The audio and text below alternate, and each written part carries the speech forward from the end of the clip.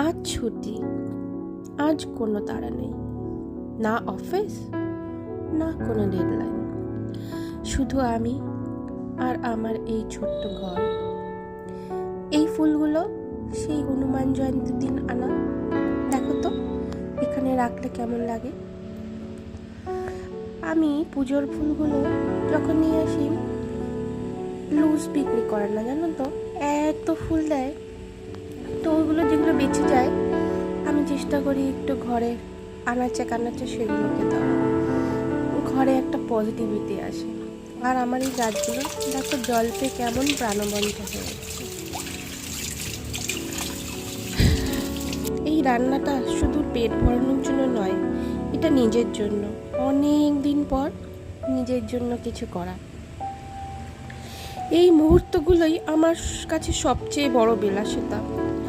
না কোনো শব্দ, না কোনো দায়িত্ব, শুধু নিজের সাথে থাকা। এটাই কি সুখ? হয়তো খুব ছোট, কিন্তু একদমই আমার।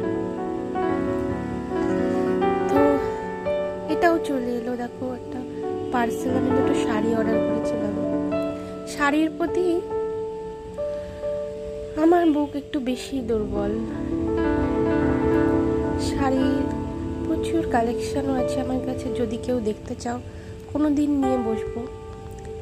এটা একটা মটকা ছিল পিওর, এইটা এমনি হ্যান্ডলুম শাড়ি, কালারটা পছন্দ হয়েছিল তাই নেওয়া আর কি।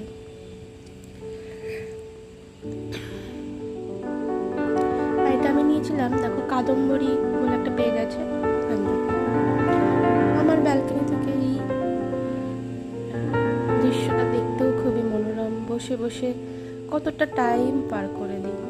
অ্যাকচুয়ালি আমরা যারা ওয়ার্কিং লেডি, আমাদের কাছে এই ছোট ছোট মুহূর্তগুলো খুবই দামি। চলো আজকের মতো এটুকুই থাক, টাটা, আবার দেখা হবে নেক্সট ব্লগে।